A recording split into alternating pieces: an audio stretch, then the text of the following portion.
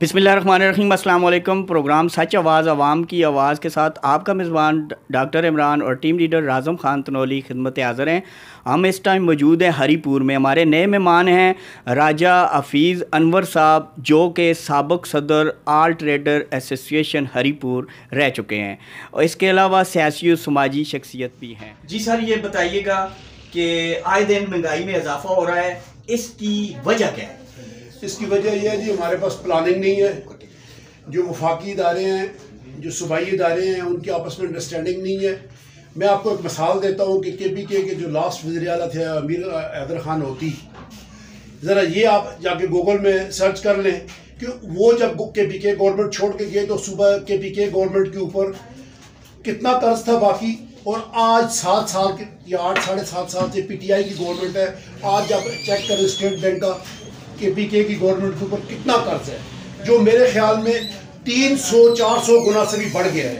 अब जो कर्ज लिया गया है अवाम की फलाह के लिए लिया गया है, लेकिन जिन जगह पे इस्तेमाल किया गया है कर्ज, उसमें गवर्नमेंट KPK गवर्नमेंट को कोई रिटर्न नहीं है, जिसका सारा बर्डन जो है वो उठा के अवाम के ऊपर डाल रहे हैं, जो महंगाई की सूरत में आ रहा है हमारे पास।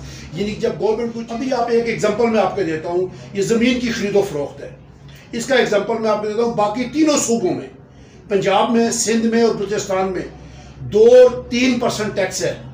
हमारे पास 17% टैक्स पहुंच जाता है, प्रॉपर्टी टैक्स 17%। और प्रॉपर्टी का कारोबार पिछले तकरीबन 9 या 8 महीनों से KPK की गवर्नमेंट बिल्कुल ठप हो चुका है। पटवार खाने खाली पड़े हैं, ना खरीदने वाला जा रहा है ना बेचने वाला वहाँ पे जा रहा है कि 17 या 19% टैक्स दे के उनको कोई प्रॉफिट नहीं हो रहा। और उसका नुकसान ये हो रहा है कि अगर पहले गवर्नमेंट KPK को अगर प्रॉपर्टी की मद में से 6 या 7 अरब रुपए मिलते थे, इनके सख्त कानून की वजह से वो इनकम कम होकर 1 या 1.5 अरब रुपए के ऊपर आ गई है। इतना बड़ा गैप है, वो कौन पूरा करेगा? यहाँ पे आप एग्जांपल ले लें कि अभी तक सूबाई सतह पे हमारी गवर्नमेंट कोई किसी किस्म का कोई ऐसा प्रोजेक्ट नहीं अनाउंस कर सकी जिसकी री इनकम हो उनको। क्या वजह है? इसकी वजह है कि सस्ती शोहरत के लिए, हम आवाम को खुश करने के लिए ऐसे प्रोजेक्ट या ऐसे पैसे सिमट में मिला रहे हैं जिसका कोई हिसाब नहीं है, कोई ऑडिट नहीं है। किसके कहने पर? ये अपने फायदे के लिए, मेंबरान असम्बली अपना कमीशन के लिए। मैं आपको एग्जांपल देता हूं कि मुख्तलिफ शहरों में, इंक्लूडिंग हरीपुर, मुख्तलिफ शहरों में आपको गलियां 6-6 माह बनी, पहले गलियां 6 माह बाद टूटी हुई, कभी गैस के लिए, कभी बिजली के लिए, कभी पानी की मद में। जब गली 6 महीने बाद टूट जाएगी तो उसको ऑडिट नहीं हो सकता। ये बेनिफिट ये है, जितने पैसे लगे हैं वो जीरो हो गए हैं उसके ऊपर। अभी आप देखेंगे पानी की स्कीम चल रही है, पूरे हरीपुर के रोड तोड़ दिए गए, पूरी हरीपुर की गलियां तोड़ दी गई हैं। मेरा ये सवाल है कि अगर जो साबका पाइप थे उनको वहीं पे सील लगा के डेड कर दिए, पाइप पूरे हरीपुर में मलाजात में दीवारें हैं, वो ओपन दीवारों के साथ लगा दिए जाते तो अरबों रुपए हमारे बच सकते थे। आज 1.5 साल से काम लगा हुआ है। किसी दुनिया के मुल्क में ऐसा नहीं होता कि एक प्रोजेक्ट जो है 1.5 साल चले। 1.5 साल से काम लगा हुआ, अभी तक पानी की एक बूंद नहीं है। जब ये खुदाई करते हैं तो बिजली के पाइप ये लाइनें ये तोड़ रहे हैं, टेलीफोन की लाइनें ये तोड़ रहे हैं, पानी की लाइनें ये तोड़ रहे हैं। फिर अवाम नास भाग के इन इदारों के पास जाते हैं, वहाँ सुनवाई कोई नहीं होती। फिर अपनी मदद आपके तहत वो रिपेयरिंग करवा रहे हैं। ये कोई भी चीज़ प्लान करते हैं, उसका तरीकाकार ये होना चाहिए कि प्लानिंग डिपार्टमेंट है पूरी दुनिया में, पाकिस्तान में मौजूद है कागजी तौर पे, वो ये प्लान करे कि we will plan for Haripur city for 25 years, 25 या 50 ईयर्स के लिए वो प्लान करके दिए। उसमें जितनी वायरिंग आनी है, जो पानी की टूटियाँ आनी है, जैसे वर्ल्ड में हो रहा है। मैं आपको एग्जाम्पल देता हूँ कि 25 साल मैंने अबू धाबी में गुजारे हैं। 25 साल पहले 1977 में वहाँ पे तकरीबन 22 से 24 बिल्डिंगें थी। अब वहाँ पे हज़ारों की हिसाब में बिल्डिंगें हैं, लेकिन रोड को आप देखिए उन्होंने तो ऐसा स्पेस रखा हुआ था। अभी तक कोई बिल्डिंग अपनी जगह पे तामीर होकर बुलंदी की तरफ जा रही है। कोई 8 मंजिल थी, वो 20 हो गई, 20 वाली 40 हो गई, लेकिन स्पेस उन्होंने ऐसा रखा हुआ था कि 2 रोआ रोड 6 रोआ रोड हो गए हैं, लेकिन प्रॉपर्टी को नुकसान नहीं पहुँचा।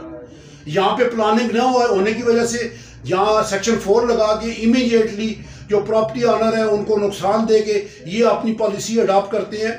मैं अप्रिशिएट करता हूँ साबका गवर्नमेंट के सूबाई वजीर एजाज खान दुरानी को मैं अप्रिशिएट करता हूँ, काजी मोहम्मद असद साहब को जो हरीपुर में यूनिवर्सिटी लेके आया, आज उसका रिटर्न मौजूद है, उसका फंड सूबाई और वफाकी गवर्नमेंट को बाकायदगी से जा रहा है। मैं अप्रिशिएट करता हूँ पीटीआई की गवर्नमेंट के ऊपर जो मांग में उन्होंने यूनिवर्सिटी लगाई है, उसका रिटर्न भी सूबाई और वफाकी गवर्नमेंट को ऊपर बराबर जा रहा है। उनका चेक एंड बैलेंस इस किस्म के इदारे हों जहाँ से इनकम हो के जो भी हम काम करें उसकी इनकम हो, ताकि इनकम जनरेट करके हम वापस उस इदारे को जिससे हम लोन लेते हैं। आपके पास एग्जाम्पल है टूल प्लाजों का। अफसोस ये है कि टूल जहाँ जहाँ मोटरवे बनी थी, ये टूल प्लाजे इसलिए बनाए गए थे कि जो मोटरवे के ऊपर हमने खर्चा किया है, जो IMF से और चाइना से और दीगर इदारों से हमने लोन लिया है, कंट्री से लोन लिया है, ये टूल प्लाजों से हम इनकम जनरेट करके उनका लोन वापस करके इनको फ्री कर देंगे। लेकिन पाकिस्तान की बदकिस्मती ये है, अब वो मोटरवे के खर्चात कई साल पहले पूरे हो चुके हैं, लेकिन मोटरवे का टैक्स उसी सूरत में लिया जाता है, और जो मोटरवे का टैक्स लिया जा रहा है वो भी हाईवे है, और जो GT रोड है वो पूरे पाकिस्तान में आप जाएं खंडरात की सूरत अख्तियार कर चुके हैं। एक तरफ तो जो दी जा रही है, दूसरी तरफ पिछले 7 सालों में रोडों के ऊपर कोई तवज्जो नहीं दी गई। यहाँ से पिंडी जाना हमारे लिए मुश्किल हो रहा है, या पेशावर जाना। सर, खान बरदरान ने जिला हरीपुर में तरक्याती कामों के जाल बिछा दिए, इस बारे में आप क्या कहते हैं?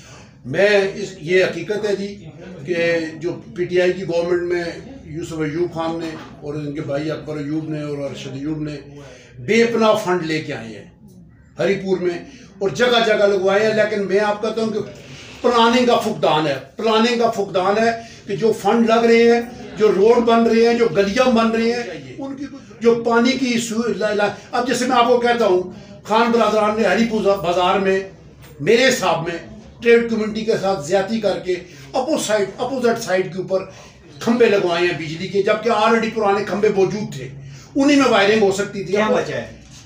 खंबे लगवाए हैं, नई इलेक्ट्रिसिटी, नई अपनी पॉलिसी दे रही। लेकिन मैं अफसोस से कहता हूँ इस स्कीम को पूरे हुए तकरीबन 1.5 साल भी नहीं हुआ, आज तकरीबन 70 to 80% लाइटें जो हैं वो बेकार हो चुकी हैं, उनकी रिपेयरिंग नहीं है। और इस वक्त जो क्राइसिस चल रहे हैं, TMA के पास फंड ही नहीं है कि वहाँ पे उन लाइट को रिपेयर करके लगाया जाए।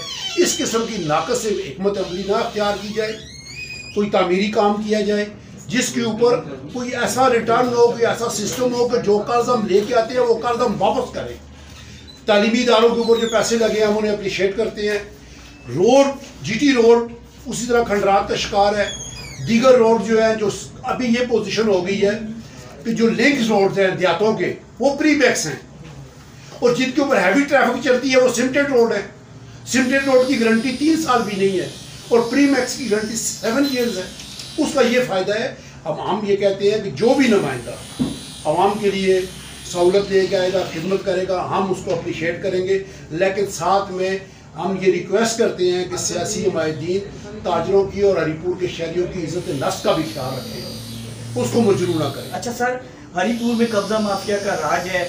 आपने अपने दौर इक़्तिदार में कितने कब्जा माफिया की निशानदेही? देखो जी, हमने हर मीटिंग में तकरीबन उस वक्त जो हमारे यहाँ पे डिप्टी कमिश्नर हुआ करते थे, सूबाई वज़ीर यूसुफ अयूब खान थे, तकरीबन डाखाना रोड अपने करीब 22 वहाँ पे 22 जो लोकल लोग थे उनकी परमिशन थी 4x6 की, 4 फुट लंबा, जो 2 फुट ऑलरेडी वहाँ पे नाली नीचे से गुजरती है, 2 फुट और दिया था और 6 फुट लंबाई में उनको केबल दिए थे। आज आप जाएँ, खुद TV वाले हैं, जब डखाना रोड का सर्वे करें, वहाँ सैकड़ों के हिसाब से बंदे बैठे हुए, बंदा वो या गाड़ी वहाँ से नहीं गुजर। किसने बिठाए हैं? ये हमारे जो इदारे हैं वो इसमें मुलव्वस हैं जी, हमारे जो इदारे हैं वो इसमें मुलव्वस हैं। कोई उसको दिहाड़ी के नाम पे ले रहा है, कोई उसको किसके नाम के ऊपर ले रहा है। अगर AC साहब कोई एक्शन उठाता है तो बल्दिया उसकी मुखालफत करती है, अगर बल्दिया कोई एक्शन उठाता है तो AC साहब जोबन में आ जाते हैं। हम ये चाहते हैं कि ये इदारे आपस में बैठ के एक पॉलिसी बनाएं, उस पॉलिसी के मुताबिक हरीपुर शहर में कोई डिस्प्यूट नहीं है। हरी सिंह नलवा ने दुकानों के सामने नालियाँ बना के नालियों की और रोड की हद मखसूस कर दी है, और 2 दफ़ा की पैमाइश में हरीपुर बाजार का रोड नक्शे के हिसाब से पूरा है। आप रोडों के ऊपर जो बंदे बैठे हुए हैं, ये डिप्टी कमिश्नर का काम है उठाए, TMA का काम है उनको उठाए, या दीगर जो कोई इदारे हैं, पुलिस का काम है वो उठाए। क्योंकि सबसे बड़ा मसला हमारे पास मेन बाज़ार में तजावज़ात, जो रोड पे बैठे हुए लोग हैं, तजावज़ात में जो ट्रैफिक का मसला है वो गंभीर सूरत अख्तियार कर गया है। कोई कंज्यूमर आता है उसे बाजार में गाड़ी खड़ा करने का मौका नहीं मिलता। हर जगह पे छाबड़ी वाले रेडी वाले बैठे होते हैं। मैंने अपने दौर में इनको बंद नहीं किया था, लेकिन मैंने अपने दौर में इंतज़ामिया से मिल के मगरब की अजान तक बाजार में इनकी एंट्री बंद करवा दी थी। मैंने मगरब की अजान के बाद ये बाजार में आते थे, मगरब से पहले ये लोग बाजार में नहीं आ सकते। आखिरी सवाल, आए दिन महंगाई में इजाफा हो रहा है, इसकी वजह क्या है? इसकी वजह यह है जी कि सूबाई गवर्नमेंट ये दोनों अपने अपने प्रेस्टीज के लिए अपने, लेकिन ज़्यादा जिम्मेदारी 18 अमेंडमेंट के बाद सूबाई गवर्नमेंटों की बनती है, ना कि वफाकी गवर्नमेंट की बनती है। महंगाई को कंट्रोल करने के लिए जितने भी इदारे वजूद में हैं वो सारे के सारे महकमे 6 के 6 महकमे जो है सूबाई गवर्नमेंट के ज़ेरे कंट्रोल है, वो उनको कंट्रोल कर सकती है, चेक एंड बैलेंस कर सकती है। अभी मैं आपको एक एग्जाम्पल देता हूँ। PTI की गवर्नमेंट पंजाब में है, PTI की गवर्नमेंट KPK में है। पंजाब गवर्नमेंट हमें गंदम क्यों नहीं दे रही? इसमें वफाकी गवर्नमेंट का क्या कसूर है? हरीपुर और रावलपिंडी में 825 रुपये आटे के एक तोड़े के ऊपर जो प्राइवेट मिले हैं उनके रेट का फर्क है। सरकारी रेट को छोड़ें, 825 रुपये एक तोड़े के ऊपर। और अक्सर लोग हरीपुर के आजकल आटा पिंडी से इसलिए लेके आ रहे हैं कि 825 रुपये उनको एक तोड़े के ऊपर फर्क पड़ रहा है। अगर सूबाई गवर्नमेंट PTI की सूबाई गवर्नमेंट का और PTI की पंजाब सूबाई गवर्नमेंट का आपस में कोलिशन हो, वो हमें कोटे के तहत गंदम सप्लाई करें या फ्लोर मिलों को गंदम सप्लाई करें, तो ये बुरान विद इन 1 वीक ख़त्म हो सकता है। लेकिन वो अपनी उसके ऊपर वो बैठे हुए हैं, ये अपनी उसके ऊपर बैठे हुए हैं। पार्टी दोनों सूबों में एक ही है, PTI की गवर्नमेंट है, और आवाम को पीछे जा रहे हैं ये लोग।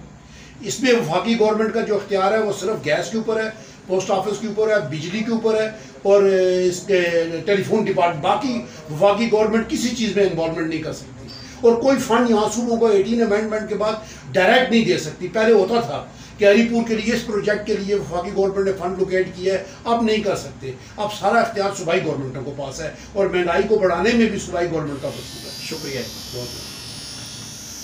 इमरान खान ने अपने दौर में जितने भी मुआहदे किए हैं, कोई मुआहदा भी उसका तकमील को नहीं पहुंचा है। कोई रास्ते में टूट गया और किसी के पता ही नहीं है क्या हुआ। IMF के साथ ये एक इंटरनेशनल मालियाती इदारा है जो एक कानून के और ज़ाब्ते के तहत चलता है। इन्होंने उनके साथ मुआहदा किया था कि हम आपके साथ ये कमिटमेंट करेंगे, लेकिन इन्होंने मुआहदा करने के 6 महीने बाद 2 दफ़ा उसकी वायलेशन की है, जिसकी वजह से उनकी बेएतबारी या ना यकीनी हमारे ऊपर शुरू हो गई है, जिसका खमियाजा हम अभी तक भुगत रहे हैं। अभी तक हमें वो $1.8 मिलियन अरब जो पाकिस्तानी तकरीबन 1 अरब 80 करोड़ डॉलर बनते हैं, अभी तक वो हमें किस्त नहीं दे रहे हैं कि आपने पहले 2 दफ़ा हमें खिलाफ वर्जी की है, हम आपके ऊपर ट्रस्ट किस तरह करें।